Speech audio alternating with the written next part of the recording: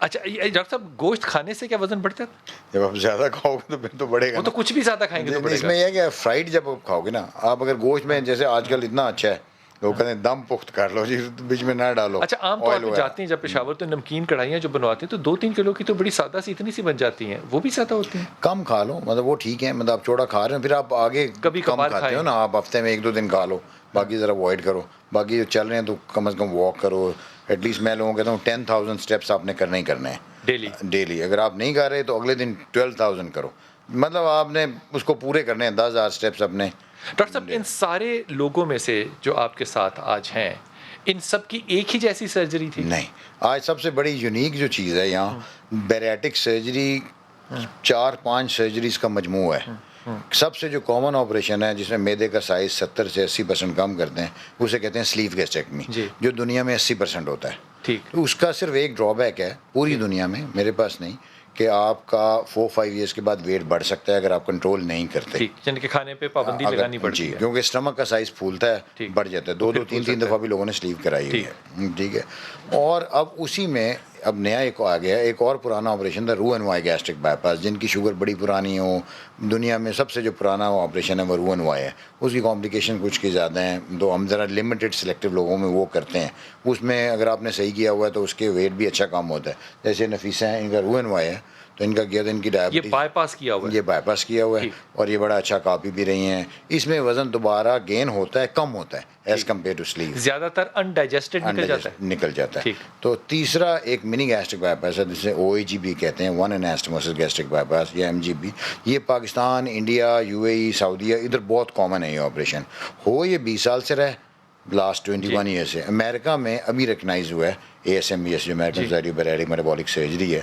उन्होंने, वो बंदा हालांकि रोटलेज अमेरिकन ही था, अच्छा। लेकिन उन्होंने रिकगनाइज नहीं किया था। अच्छा। अब लास्ट ईयर से जब ये रिकगनाइज हो तो मैंने अब ये करना शुरू कर दिया। वो क्या चीज़ है डॉक्टर साहब? उसमें आप क्या करते हो, स्टमक को बाहर नहीं निकालते, उसी का एक पाउच बना देते हो, एक इस तरह एक स्लीव सी लंबी बना के, जी। तो इंटेस्टाइन को डायरेक्ट उसमें लगा दिया, मैदे को आंत के साथ लगा दिया, ठीक। छोटी आंत के, तो खाना डायरेक्ट वहाँ जाएगा।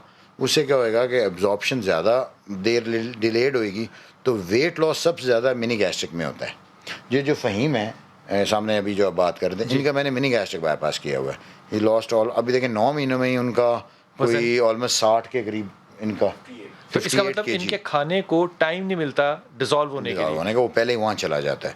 तो वो ये इंटेस्टाइन में चला जाता है। ये इसके साइड इफेक्ट कम है एज कम्पेयर टू रू एंड वाई, अगर आप कंपेयर करोगे। अच्छा। तो आजकल मैं जिनका वजन ज़्यादा है 150 से ज़्यादा, या जिनकी डायबिटीज़ भी है ऐसी, तो उनका मैं मिनी गैस्ट्रिक कर रहा हूँ। तो अभी मैंने कोई 150-200 डॉक्टर कर साहब, लिए हैं इसके अंदर ये जो सर्जरीज हैं, ये बड़ी लगता है भयानक किस्म की सर्जरीज होंगी, सारा पेट खोलते होंगे और क्या करते नहीं होंगे? नहीं, बिल्कुल क्या नहीं करते हैं? खोलते, सब स्मॉल होल्स हैं, छोटे छोटे सुराख हैं, 4 या 5 सुराख होते हैं। लेप्रोस्कोपिकली आप जाते हो, घंटा सवा में ये मुकम्मल हो जाता है ये ऑपरेशन। ये जो आप बता रहे हैं, ये सब काम, मैं स्लीव तो 15-20 मिनट मुझे लगते हैं, आपने देखा ही था, आप जी। विटनेस हो। डॉक्टर साहब, वो तो पेंसिल से भी ज़्यादा बारीक 2-3 छेद तो हैं बस और खत्म वो बात। बाकी भी ऐसे ही है, जो बाईपास भी ऐसे ही है।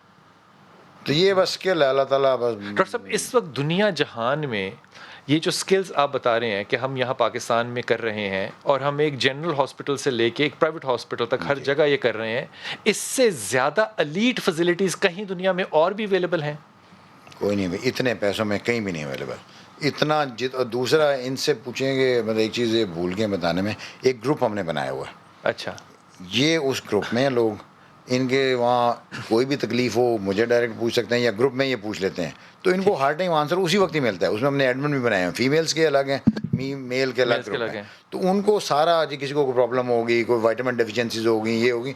अब तो एक और मैंने कर दिया था, हमने जो चीज़ें, जो विटामिन क्योंकि आपको लेनी पड़ती हैं बाद में, तो हमने वो बाहर से भी वो चीज़ें हर टाइम होती हैं, वो आती हैं, इनको मिलती हैं, वो भी हमने एक दवाई में कर दी है। अब जो आगे 8-10 गोलियाँ हैं, वो एक में ही सारी आ गई हैं। अब यानी कि हाई डेंसिटी वो विटामिन। सब एक गोली खानी पड़ेगी, और एक कैल्शियम भी खानी पड़ेगी, उससे आपकी सारी रिक्वायरमेंट भी पूरी हो जाती है। ये तो इसलिए इंपोर्ट करते हैं? जी, ये मार्केट में अवेलेबल नहीं है वैसे? मार्केट में नहीं, इन लोगों के लिए है। इन लोगों के लिए, इन लोगों के लिए इम्पोर्ट करती हैं। उसकी कॉस्ट है कोई 5,500-6 हज़ार के करीब है पर एक बॉटल। एक बार इसमें 30 या 60? 30 या 60, एक में एक 8,000 की है, वो 60 की है, ये 6,000। ये इनको एक गोली लेनी है, एक गोली इनको लेनी क्योंकि है। ये फूड इंटेक एक्चुअली जी। उससे उतनी एनर्जी नहीं हमने ले यहाँ रहे। बनवाई थी, वो उसकी कॉस्ट यहाँ पड़ती थी 2,000, जी। यहाँ भी वही बनवाई थी वैसी फॉर्म। ठीक। तो जो बहुत गरीब लोग हैं उनको वो दे दी, ठीक। लेकिन जो थोड़ा बहुत अफोर्ड Afford कर करते सकते हैं हैं, उनको उनको वो चेयर imported दे दी। उनको इम्पोर्टेड